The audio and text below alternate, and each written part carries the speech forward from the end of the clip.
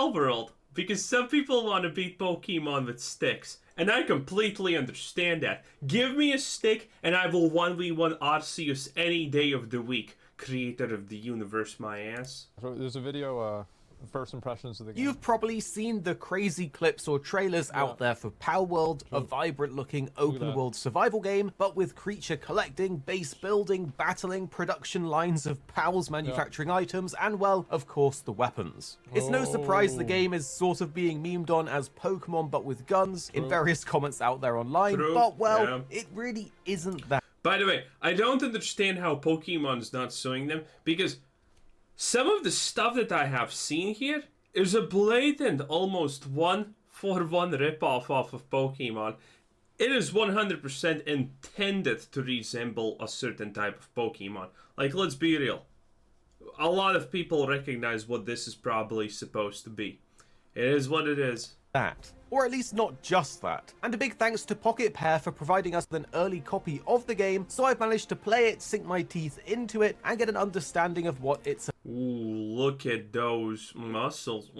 Look at those. She can crush water. If there's no crushing watermelon between ties animation, man, disappointing. About, so I can share my impressions of the game with you guys. Right, I'm gonna try and be fair and honest with my opinion on the game as a standalone thing, rather than comparing it directly to something like Pokemon, because as you'll find out soon enough, it really... Dude, the start of this game is already absolutely wild if you honestly think about it. You probably were in a shipwreck. You end up on this island. These cute little bugger Pokemon are right next to you, and they're like, "Oh, is he hurt? I hope he's okay." Then he wakes up, picks a stick, and beats the shit out of them. Bruh, that is wild. As you'll find out soon enough, it really is something else entirely. Yeah, you can't make the Pokemon slaves in the same way. True. It's free labor. Who honestly doesn't love it? Start things off with my comments on its performance, because this can be a massive deal breaker for me, and I'm sure many of you guys, I had no performance problems, but I have a really good PC. With it being early access. Honestly, this is one of those rare games that while it is in early access, it runs extremely smoothly, with my experience having none or very little performance issues. Now, I do have a very high-end PC with an RTX 4080, but I get a consistent 120 FPS while beat that chicken! And the biggest drop that I've had so far was down to around 70 FPS while in a menu, which, as long as it stays above 60, is very good. It's a menu, who honestly cares?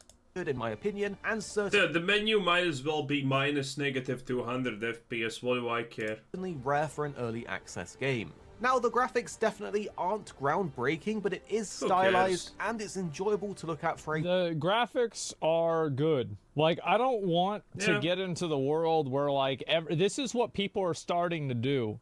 It's like anytime there's a game with Unreal 5, people go and they look at the dirt and they say, "Oh my god, this is just like the desert." But, like, does anybody... What?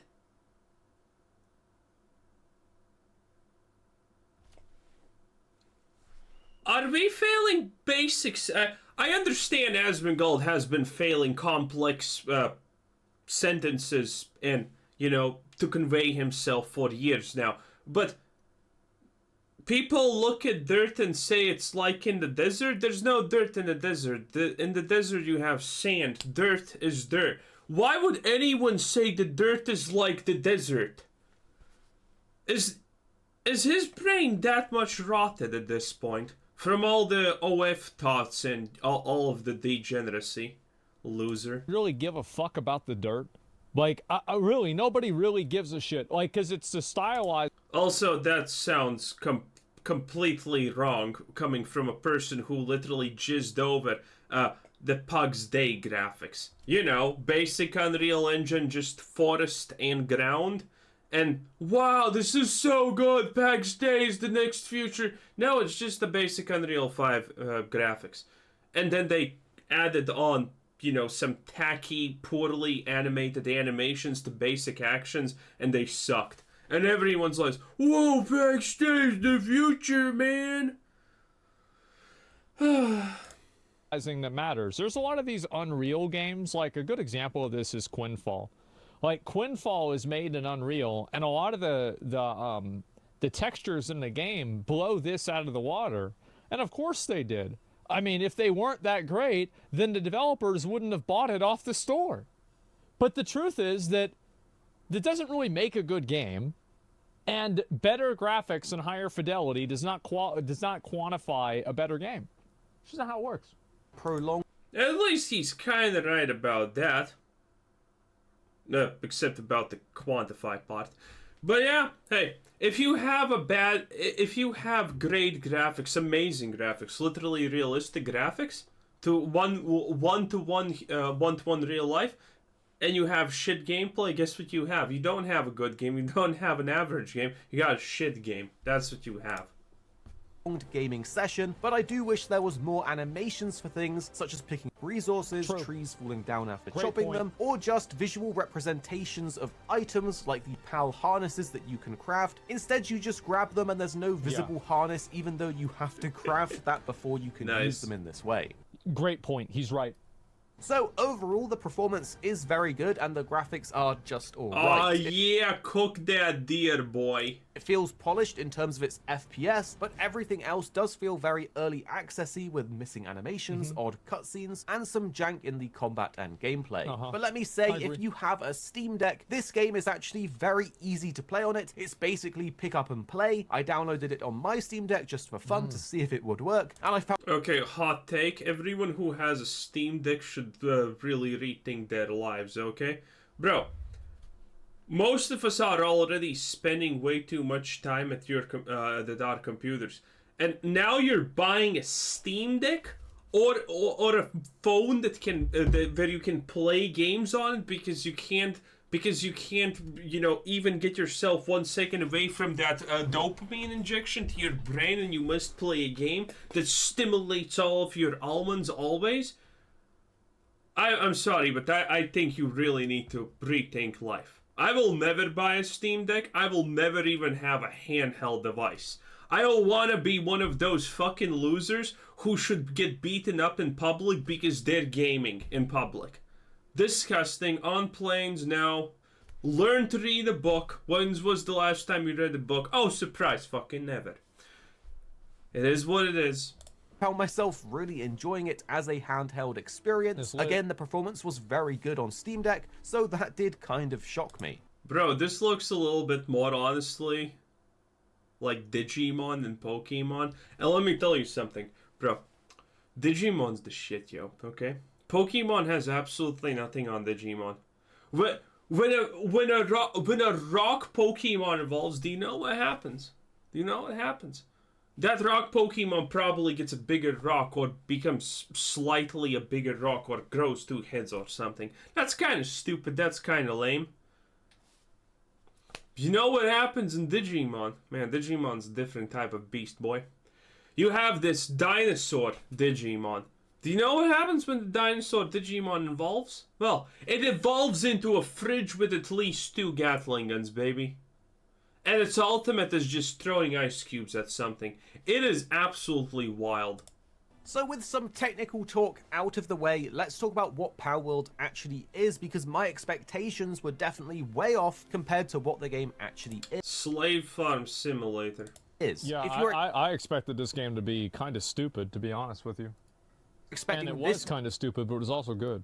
To be a creature collecting game where you simply go out, collect some monsters, train them up to get stronger and stronger with battling, to then take on bigger and better creatures as you expand out your party. Well, it's not really that, or at least that's only a portion of what it is, and it's not the full focus. This is really unlike any other creature collecting game that I've played before, and it really threw me off to begin with. Initially, I was ready to go out and... Can I eat the Mewtwo? Well, this is just the basic meow, but whatever. Can I eat them?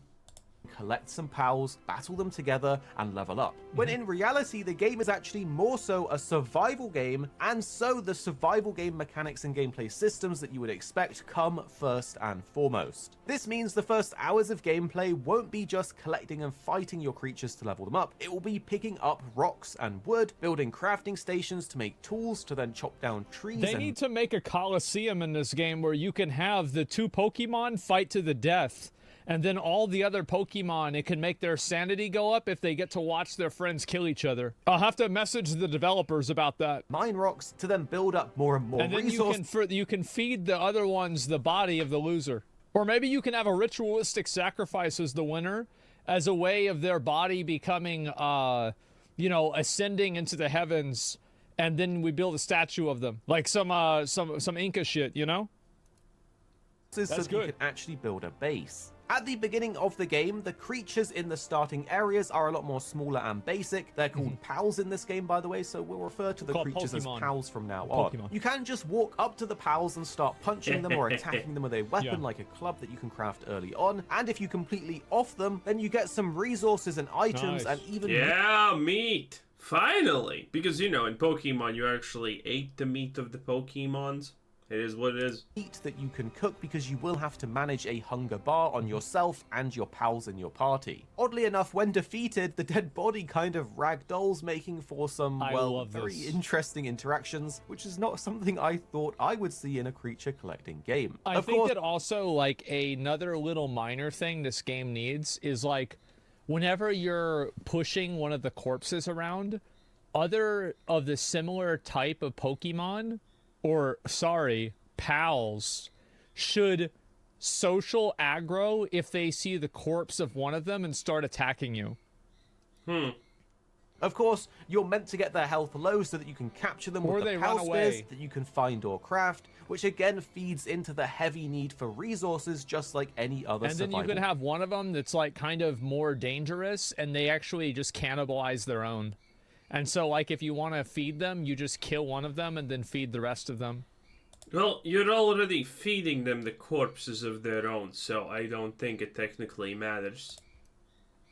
Okay. So after a few hours of farming, building up, and collecting a few of the basic pals, you really start to see that at least the beginning of the game is less so about collecting and battling, and more so about the survival aspects of gathering resources and building. At least this is until you get later in the game where you have everything set up and functional so you can start focusing on the boss fights and battling. You see, the thing is, the pals in this game are actually more so tied to the base building systems and having actual functionality to make self-sustaining bases. This is because all of the pals have different job roles, with some helping out with building and crafting, others using their fire. Can you whip them so they actually do things better? Now that is the question.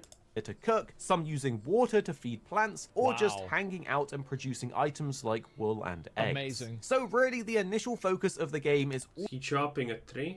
All about gathering. Look at him, bro. Look at him go. He's just fucking beating the fuck out that tree, huh?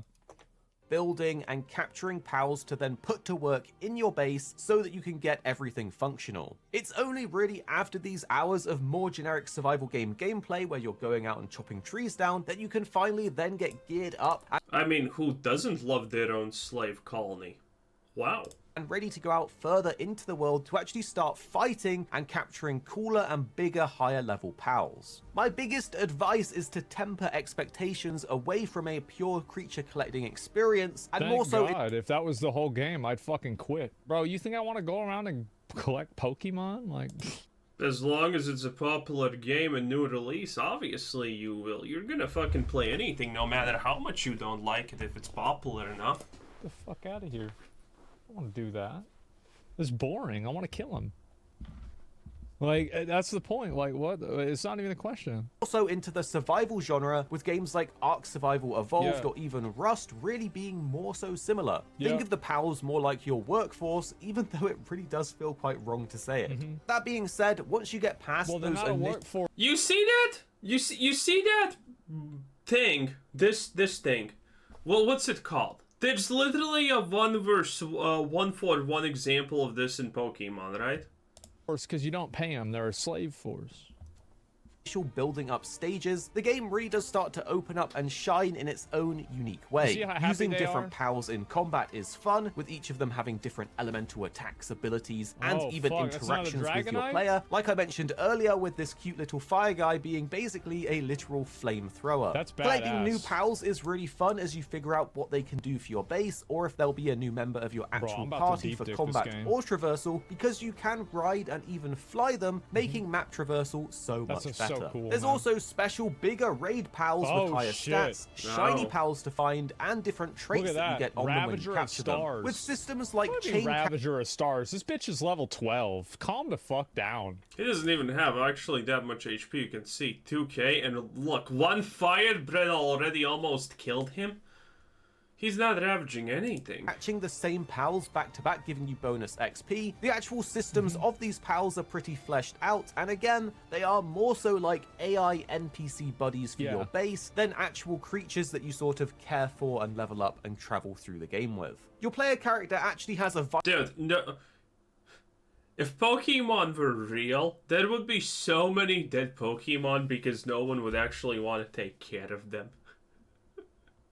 Damn, boy. vital role in combat too, and it's basically a third-person shooter in that respect, where you can shoot bows, guns, even RPGs, you can dodge and use melee weapons as well. And you will need to use these weapons not just in PoW battles, but also in base I want to be able to genetically augment the pals, okay? I want to be able to remove their arms and replace them with guns. Okay? Let's mix in a little bit of that Rimworld goodness here.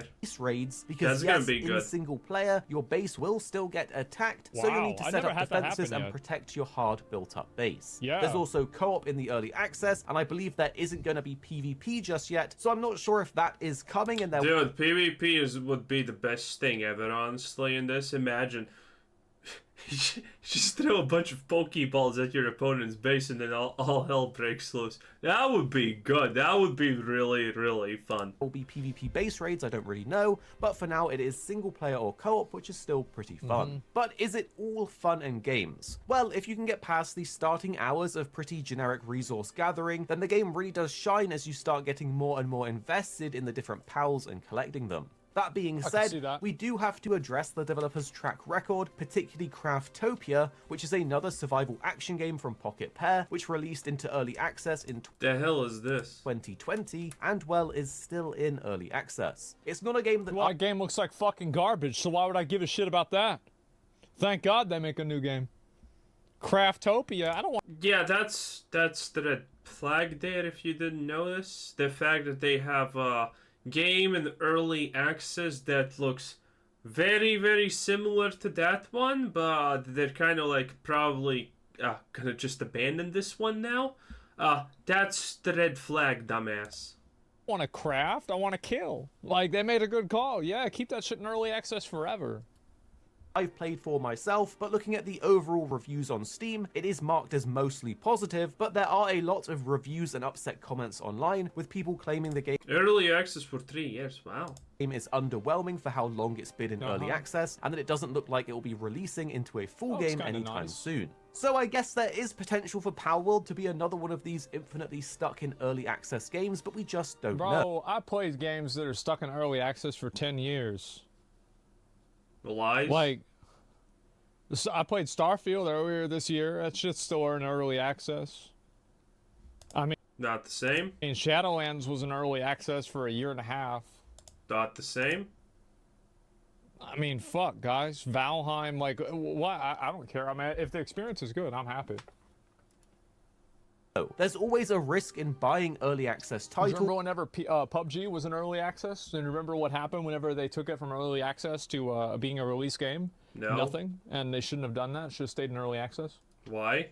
So while the game is real, it is a bunch of fun, and it's that? one of the most unique titles that I think I've ever played, especially after initially hating it because my expectations were way off.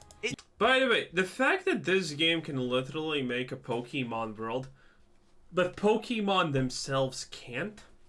Kinda crazy. Also, look at this guy. I'm pretty sure I have seen some kind of Pokemon with that looks like this, right? Well, admittedly, I have no idea of the Pokemon after... I don't even know what gen. The last time I watched Pokemon was when I was below 10, I think. Yo, bro, Ash was still a loser. Well, Ash, I think, never stops being a loser, technically. So, you know. Dude, what was Ash's strongest Pokemon? I think it was Snorlax. Or maybe the Charizard? I'm not sure.